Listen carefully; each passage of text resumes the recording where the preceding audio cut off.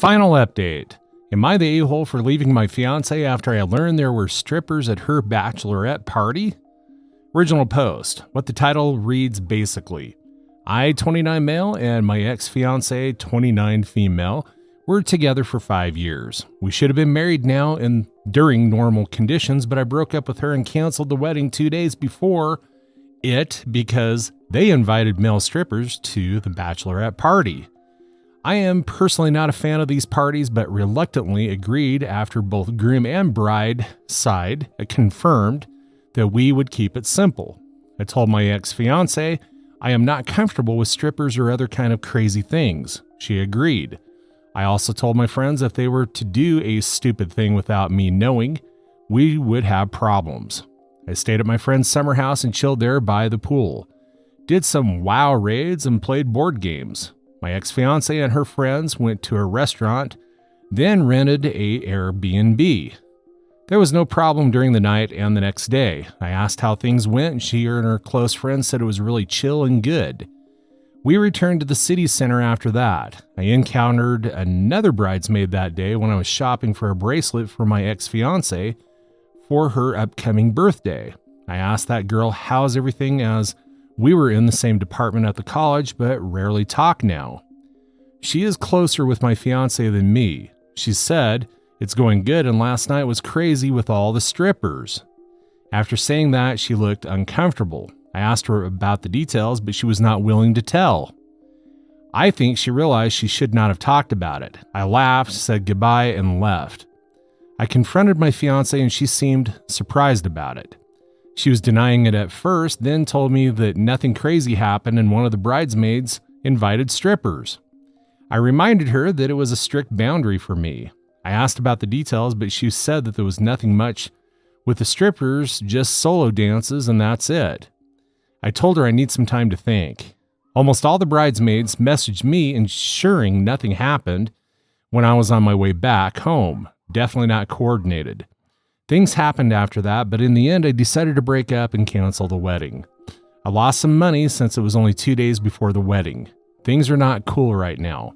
My head is messed up. I get criticism from everyone and no idea about what to do. My sister told me to go see a therapist to process my thoughts and feelings. That is what I'll do next. Some mutuals suggested me that I should reconsider things and stop being so whiny about such a small thing. I do not think it's a small thing, especially when they all tried to hide it from me. I don't think it's such a small thing either.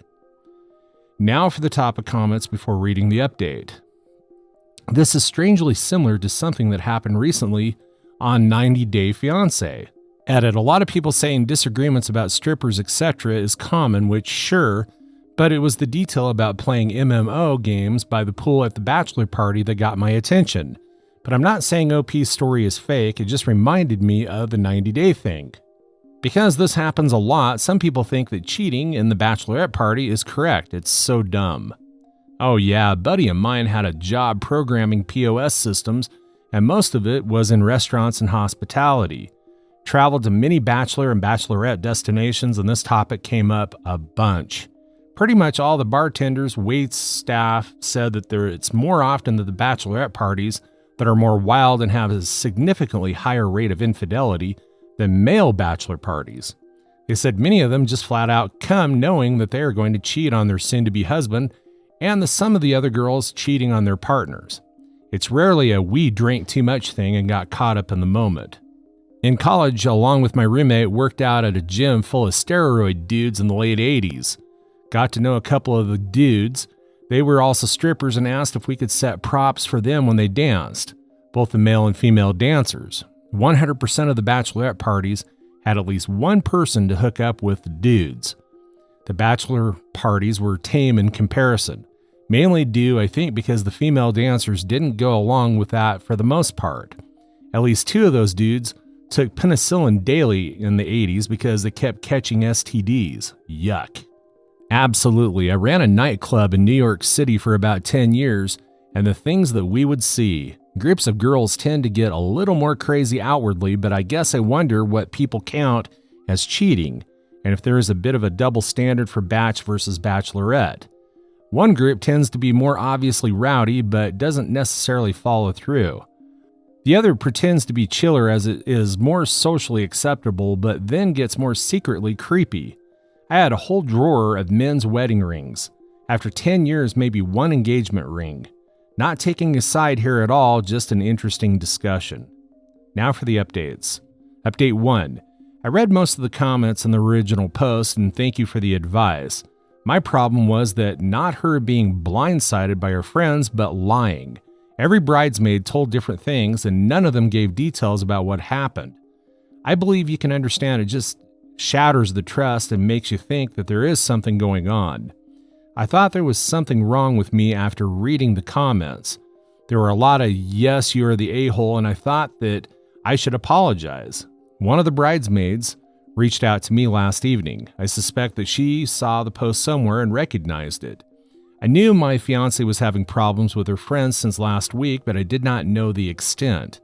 Apparently, my ex-fiancé and her close friends blamed the girl that I encountered at the mall about everything.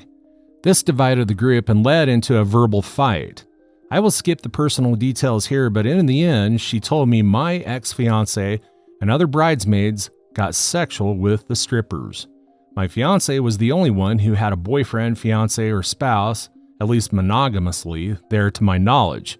Also, I was told by her that my ex-fiancé was not blindsided with stripper invites. She was happy to see the strippers and was relieved that she had an excuse. I do not have proof for all of this, but I got a short video of girls making out with strippers. One of the girls is my ex-fiancé, and that's enough. She has been trying to reach out to me since we broke up. I confronted her again. At first, she denied it again. Then it became, we just touched. Then, okay, we kissed too. Okay, I gave him a hand job. Finally, I was coerced into doing these by others as I pressed on. I just blocked her after the last part. I did not see any need to learn further. I was hurt already, but learning that I got cheated on hurt more. I am not sure if it's the full truth even now. I will never know, but all I can say is it hurts. I will go to a therapist to not carry my luggage to my next relationship. I lost $15,000 from the wedding-related things and need to focus on filling the hole for a while. Some misogynists made weird comments about women and I'll just ignore them. Some of the people told me I am an insecure, unfunny nerd for playing WOW on my bachelor party. Isn't the whole point of a bachelor party is having one last fun? It was raiding non-stop with the boys for me, not having my one last sexual interaction with a stranger or having a stranger's butt on my face or penis. I will not miss out on these during marriage anyway, omitting the stranger part. That's it. It's therapy time tomorrow and thank you for your help. Final update. A quick update with good news. I sorted out most of the mess regarding the wedding ceremony. Ex-father-in-law and ex-mother-in-law came to learn about the details and covered $10,000 for the wedding cost. I also got the ring back. They are amazing people and I wish them nothing but the best. They apologized for what happened even though it had nothing to do with them. My ex is blocked everywhere and stopped reaching out to me. I assume her parent had a good talk with her. I have people supporting me during this tough time around me, thankfully. Especially my friends. We keep playing Season of Discovery with the boys because Kata Classic sucks. Story 2. Update. Am I the a-hole for cutting my dad off if he misses my graduation? Original post. So I'm 18 male and I have a half-brother who is the same age as me. We'll call him Cameron. Our dad got 2 women pregnant around the same time. I'm older by 6 months. My dad chose Cameron's mom over mine and they're married now. Cameron is his parents' only child. Anyway, so I've always felt like I was a backup son for my dad. I know he does love me, but not as much as Cameron. I live an hour and a half away from him, but he would always make the drive to come see me when I was younger, and still does to this day. If I ever need anything, he'll make sure I get it. He took me on trips all the time, just me and him. But I still felt like an outsider. He would constantly put me second to Cameron. If we both had sports games on the same day, he would always go to Cameron's with his wife. Once, when I had an award ceremony, he couldn't come because Cameron was sick. It was just a cold, by the way. When I wanted him to teach me how to drive, he said he couldn't because he promised Cameron he would teach him first, but that he'd help me after Cameron got his license. I could list off a bunch of other examples. My dad would show up to my stuff, but if Cameron had something going on at the same time, he wouldn't come. Cameron and I aren't friends. We get along fine if we're together, but neither of us is going out of the way to talk to the other. I think he's spoiled and obviously our dad's favorite. Our dad and his mom did him no favors because his grades are bad and his life has no direction. He didn't apply to any colleges and he won't even get a part-time job. We're both graduating high school this year. His school district released their graduation schedule after mine, and of course our graduations are on the same day at the same time. We live an hour and a half apart, so obviously our dad can't make it to both. He's known my graduation date for weeks before Cameron learned his. We already had plans for him to come and spend the day here, but I knew as soon as I saw the schedule he was going to flake. At first he said he wasn't sure what he was going to do. He's been avoiding the topic for weeks, but our graduations are on the 29th, so he has to decide now. Well, yesterday he took me to dinner. He told me that he was going to Cameron's graduation. Surprise, surprise. He said it was because Cameron's grandparents weren't going to be able to make it, and Cameron would only have his mom while I have my mom, stepdad, siblings, and grandparents all coming to mine. I'm not an idiot. It was just an excuse that I knew would be coming. He tried to soften the blow by promising me that he'd make up for it by taking me on a graduation trip anywhere that I wanted to go, even though he had already promised me that months ago. He's taking his wife and Cameron on a family trip to Hawaii in June. It's supposed to be Cameron's graduation trip, but he promised that he and I would have our own trip. Now all of a sudden that trip is supposed to also be a makeup for missing my graduation. So I told him, okay, I want to go to this one weekend event that is on the same week he is going to Hawaii. He told me that he can't because that's when they're going to Hawaii. I didn't actually want to go to this event. I was just trying to prove a point. I told him to postpone his Hawaii trip so that he can take me to the event. He said that he can't because he was already paid for and it's non-refundable. I told him that he's also missing my high school graduation. The least that he can do is to make me a priority when it comes to the graduation trips. He said that I'd have to pick a different weekend. I told him he doesn't actually care about making it up to me. He's only okay with what I want so long as it doesn't interfere with his real family. He denied it and told me to try to understand the position he's in. I told him straight up that he always chooses Cameron over me. For once, I want to be the first choice. So I said I'll have a ticket ready for him, but that if he doesn't come, I'll know where I stand in his life. I don't care about a makeup trip. Either he shows up and we still have a relationship, or I'm just done with him. He told me that I was being unreasonable, and maybe I am, but I'm still standing my ground. I already know he's not going to come, even after my ultimatum. So am I the a-hole for throwing away our entire relationship over this? I think you just need to take a step back and try to understand the position your dad's in. But yet, I do understand how you feel. Now for the update. Some people wanted an update to my post. My graduation was on Wednesday. Surprisingly, everyone, especially me, my dad actually chose me and my graduation. Not at first, but he did come. So what happened after I gave him the ultimatum was he kept trying to talk to me as if nothing was wrong. He was asking me to spend time with him a lot and asking when I was free.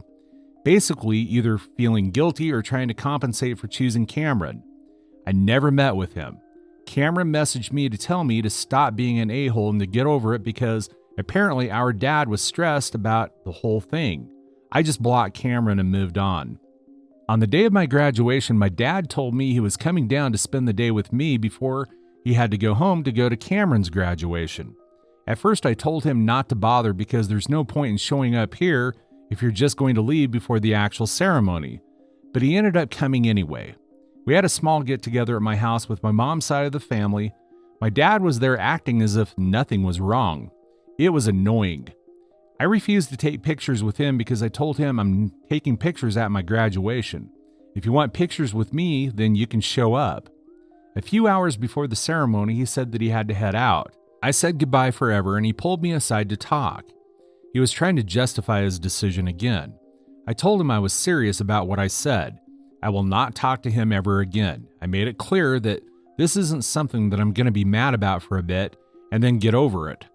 I'm not going to call him crying in a few years saying, I'm sorry. He asked me why I was being like this, and I just let it all out. I told him I'm sick and tired of being second place all the time. My entire life I've been told that he can't show up for me because Cameron needs him, or he promised Cameron first. Yet the one time that I had my graduation date set and planned first, he still cancels on me for Cameron.